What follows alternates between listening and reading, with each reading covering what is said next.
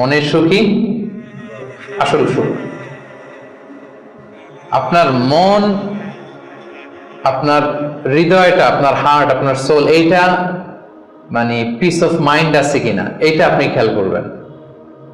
বাহ্যিক অনেক জিনিস আপনার মানে চোখ ধাঁধানো মনে হতে পারে, ওইটা কিন্তু আসলে সুখ না। সুখ আসলে কোথায়? হৃদয়ের সুখটা, মনের সুখটাই আসল সুখ। আপনি দেখবেন যে অনেক অনেক সম্পদশালী, অনেক টাকার মালিক, অনেক নেম ফেম, কিন্তু ফ্যামিলিতে সুখ নেই, ঘরের ভেতরে তার অশান্তি, এরকম আছে না অনেক? আসলে কি সে সুখী? টাকা পয়সার তো শেষ নাই, মিলিয়নিয়ার, বিলিয়নিয়ার, মাল্টি বিলিয়নিয়ার, বিশাল বিজনেস ম্যাগনেট, কিন্তু ঘরে স্ত্রীর সাথে ভালো সম্পর্ক নাই, ছেলে মেয়ে কথা শোনে নাই, তো অহরহ এখনকার সময়। আসলে কি সে হ্যাপি? কি বলেন? চিত্তে শান্তি নাই, মনে সুখ নাই। মনের সুখ আসল সুখ। অনেক টাকার মালিক, ঘরে 8-10টা কাজের লোক, কয়েকটা বাবুর্চি, কিন্তু সে হজম করতে পারে না। আছে এরকম প্রবলেম অনেকের? বলেন তো, যার ডাইজেস্টের সমস্যা, ডাইজেস্ট হয় না, তার কত কষ্ট। আমাদের কখনো যখন এরকম হয় যে ডাইজেস্ট হচ্ছে না, একটু কি বলে ফুড পয়জনিং বা বদ হজম এরকম কিছু হলে কি অশান্তি লাগে, আর সারা জীবনটাই এটা। তার জীবনটা কেমন যাচ্ছে বলেন? আপনার যে মনে শান্তি আছে, এই যে 2 টাকা দিয়ে নাসি আয়াম খেয়ে ফেলতে পারতেছেন, যেখানে মনে চাই বসে ফেলতে পারতেছেন, শুইতে পারতেছেন, থাকতে পারতেছেন, কত সিম্পল লাইফ, কত সুখ। এরপরেও আমরা যদি সুখ খুঁজে না পাই, আপনি একটু ওদের দিকে তাকান, কিছুই হজম হয় না। তাদের কি অবস্থা? ঘরে শান্তি নাই, ফ্যামিলিতে শান্তি নাই। তো এই জন্য সম্মানিত ভাইয়েরা, পিস অফ মাইন্ড, এটা হচ্ছে the true happiness, the real happiness. আপনার মনটা যদি প্রশান্ত থাকে, আপনি যদি মনোদৈহিক প্রশান্তির মধ্যে থাকেন, you are the happiest person in the world. আপনি সুখী, মহাসুখী, আপনি মহাসুখী। ইউআই থেকে বের হলে বুঝবেন দুনিয়াটা কেমন। এখানে আমরাও তো ছাত্র জীবন কাটিয়েছি একটা সময়, সুবহানাল্লাহ। পারিবারিক জীবনে যাবেন, ক্যারিয়ার লাইফে যাবেন, বিজনেসে যাবেন, ব্যবসা যাবেন, দিনকে দিন জটিলতার মধ্যে আপনি আসবেন। এখন যে কত হ্যাপি লাইফ লিড করতেছেন আপনি কল্পনাও করতে পারবেন না। এর জন্য শুকরগুজার হতে হবে। তো তাই বলে কি এখন টাকা পয়সা সম্পদ এগুলোর দরকার নাই? বাড়ি ঘর বাবুর্চি দরকার নাই, যেগুলো বলতেছিলাম, না দরকার আছে। আমি বুঝাতে চাচ্ছি যে ওগুলোই আসল সুখের সন্ধান দেয় না। আসল সুখ কিসের সুখ? মনের সুখ। সবাই বলেন, আসল সুখ মনের সুখ। পার্থিব জীবনের এই ব্যাপারগুলো যে লাগে, এটাও ইসলাম বলে। যেমন রাসূল সাল্লাল্লাহু আলাইহি ওয়াসাল্লাম একটা চমৎকার হাদিস, সহিহ হাদিস, এটা আমি একটু করে শেয়ার করি। রাসূল সাল্লাল্লাহু আলাইহি ওয়াসাল্লাম বলেছেন যে আরবাউম মিনাস সাআদা, 4টা হচ্ছে মানে সুখী হওয়ার মাধ্যম বা সৌভাগ্যশীল হওয়ার মাধ্যম। যার 4টা আছে সে সাঈদ, আর যার 4টা নাই সে শাকী।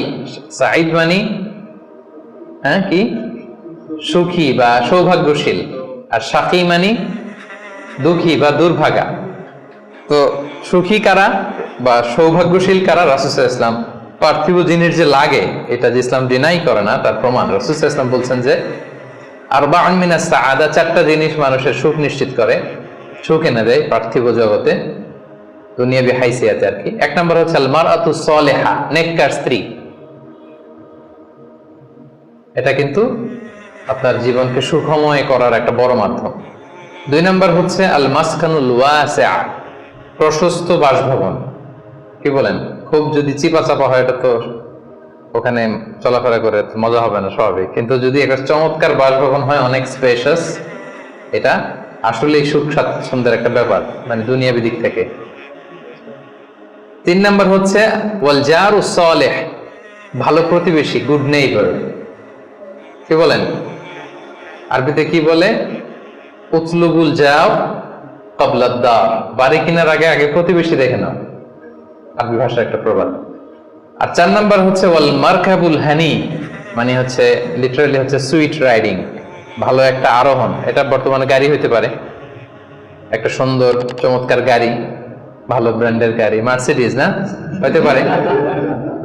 রাসূল সাল্লাল্লাহু আলাইহি ওয়াসাল্লাম টেস্টিফাই করছে আপনার এটা নেগেটিভলি নেওয়ার সুযোগ নাই। হ্যাঁ, এটা দুনিয়াবি দিক থেকে তো অবশ্যই একটা সুখের মাধ্যম, মার্সিডিজ ব্র্যান্ড হইতে পারে। অথবা রাসূল সাল্লাল্লাহু আলাইহি ওয়াসাল্লামের সময় ছিল যে কোনো আরোহণ, ভালো ঘোড়া, তেজস্বী ঘোড়া, উট, হ্যাঁ, এগুলো। তাহলে এই চারটা হচ্ছে আরবাউম মিনাস সাআদা। এই চারটা জিনিস পার্থিব জগতে সুখ এনে দেয়, মানুষকে সৌভাগ্যশীল বানায়। তার মানে ইসলাম এটা নিষেধ করে নাই। কিন্তু দ্য পয়েন্ট ইজ হিয়ার, রাসূল সাল্লাল্লাহু আলাইহি ওয়াসাল্লামের জীবনে কয়টা ছিল বলেন? এই চারটার মধ্যে থেকে রাসূল সাল্লাল্লাহু আলাইহি ওয়াসাল্লামের জীবনে আসলে কয়টা ছিল? শুধু এক নম্বরটাই ছিল। যদি আপনি মানে একেবারে সঠিকভাবে চিন্তা করে দেখেন, এই চারটা জিনিস থাকলে যে জীবনটা খুব স্মুথ হয়, রাসূল সাল্লাল্লাহু আলাইহি ওয়াসাল্লাম বলছেন কথা ঠিক, কিন্তু উনার কয়টা ছিল? একটাই ভালো মতো ছিল। সেটা কি? নেককার স্ত্রী, মারআতুস সালিহা, এটা ছিল। 2 নম্বরে আসেন আল মাসকানুল ওয়াসি, তো মোটেও ছিল না। রাসূল সাল্লাল্লাহু আলাইহি ওয়াসাল্লামের ঘরের সাইজ জানেন তো না? এখন মক্কা মদিনায় গেলে বিভিন্ন মাআরেদ হয়, ওখানে দেখা যায় যে কত মিটার বাই কত মিটার, খুবই ছোট একটা রুম। আম্মা জান আয়েশা রাদিয়াল্লাহু তাআলা আনহার ঘরের সাইজটা যদি বলি, খুবই ছোট। এই অল্প কিছু জিনিস রাখতে পারে, একটা জাজিম রাখতে পারে, কয়েকটা জিনিস ঝুলায় রাখতে পারে, আর দুইজন থাকতে পারে কোন রকম। এটা ছিল ওনার বাসভবন। এটা কি আল মাসকানুল ওয়াসি হইছে? পান নাই উনি এটা। এরপর একটা আসেন ওয়াল জারুস সালেহ, ভালো প্রতিবেশী পাইছেন? কাছাকাছি ধরলে পাইছেন, পাশে ফাতেমার ঘর, দিকে স্ত্রীদের ঘর। কিন্তু আপনি যদি বিগার সেন্সে চিন্তা করেন, কারা থাকতো আশেপাশে? এদিকে তো না, আবু লাহাব তো মক্কার কথা, লেখছে মদিনার কথাই যদি আমরা বলি, আপনার কারা থাকতো? মুনাফিকদের একটা দল তো থাকতোই, আর 3 দিকে জিউস, ইহুদিরা, বনু খাইনুকা, বনু নাদির, বনু কুরাইজা। এরা কি করছে রাসূল সাল্লাল্লাহু আলাইহি ওয়াসাল্লামের সাথে? মানে ট্রেচারির যত ধরন হইতে পারে, বিট্রে করার যত ওয়ে হতে পারে, সবগুলো করেছে। একটা রাত শান্তিতে ঘুমাইতে পারে না এদের কারণে। এটা কবে পর্যন্ত? 5ম হিজরির আগ পর্যন্ত ঘুমাতে পারে নাই। বনু এই কুরাইজাকে যখন করলেন, এক্সাইল করলেন, তারপর থেকে অনেকটা এই জিউসদের ঝামেলা থেকে উনি মুক্ত হয়েছেন। তাহলে চিন্তা করেন, এটাও ছিল না। এরপর 4 নম্বরে যদি আসেন আল মারকাবাল হানি, ভালো যানবাহন বা ঘোড়া, এগুলো ছিল এভারেজ ধরতে পারেন, যেগুলো ছিল কসওয়া, আদবা, যা ছিল এগুলো এভারেজ টাইপের। তার মানে রাসূল সাল্লাল্লাহু আলাইহি ওয়াসাল্লামের কিন্তু এগুলো ছিল না। এটা প্রমাণ করে যে এগুলো হলে জীবন স্মুথ হয়, সুন্দর হয়, বাট এগুলোই সুখ শান্তি দেওয়ার আসল টুলস না। আসল সুখ বলেন না একটু সবাই, আসল সুখ মনের সুখ। এটা খেয়াল রাখতে হবে। এটা আমি কোথা থেকে নিয়েছি? এটা হাদিস থেকে নিয়েছি। এই যে রাসূল সাল্লাল্লাহু আলাইহি ওয়াসাল্লাম বলছে যে লাইসাল গিনা আন কাসরাতিল আরাব, অনেক সম্পদ থাকলে এটাই অন্তরের মজা, শান্তি, প্রাচুর্যতা না। ওয়ালাকিন্নাল গিনা গিনান নাফস, মূল সুখ হচ্ছে অন্তরের সুখ। মূল ধনাঢ্যতা হচ্ছে অন্তরের ধনাঢ্যতা। আপনার অন্তর হ্যাপি তো সব হ্যাপি। আপনি না খেয়ে, সামান্য খেয়ে, আপনি ছোট্ট ঘরের ভিতরে আপনি সুখ আর সুখ, এরকম ফ্যামিলি আছে না? আপনারা কি মনে করেন যে রিক্সাওয়ালার যে বস্তির ভিতরে কুড়ে ঘরে কোনো সুখ নাই? কথা বলেন, আছে না? আছে। এদেরকেও আল্লাহ সুখের সন্ধান দিয়েছেন। তো নট নেসেসারি যে আপনার টাকা পয়সা এগুলো হইলেই সুখ হবে না। আরেকটা হাদিস আমি ইবনে মাজাহ থেকে একটু শোনাই, খুব চমৎকার হাদিস। হাদিসটা সুনান ইবনে মাজাহ এসেছে, মান কানাতিদ দুনিয়া হাম্মাহু ফারাহাল্লাহু আলাইহি আমরাহু ওয়া জাআলা ফাখরাহু বাইনা আইনাই। লম্বা হাদিস, আমি অর্থটা বলি। হাদিসটা একটু খেয়াল করেন আমার সাথে। রাসূল ইসলাম বলেছেন, পার্থিব চিন্তা যাকে মোহগ্রস্ত করবে, মানে যে দুনিয়া নিয়ে পেরেশান, তার কি হবে দেখেন? তার কাজকর্মে আল্লাহ তাআলা অস্থিরতা ঢেলে দিবেন, সে অস্থির হবে। দারিদ্রতা হবে তার নিত্য সঙ্গী, এবং এই পার্থিব স্বার্থ সে ততটুকুই পাবে যতটুকু তার তাকদিরে লেখা আছে, এর বেশি পাবে? অস্থির যদি হন, আপনি পেরেশান হন, যত পেরেশান হন, আপনার তাকদিরে যা লেখা তার চেয়ে 1 ইঞ্চিও বেশি পাওয়া যাবে নাকি? যাবে। আর যার উদ্দেশ্য হবে আখিরাত, আল্লাহ তার সবকিছু স্মুথ করে দিবেন, সুবহানাল্লাহ।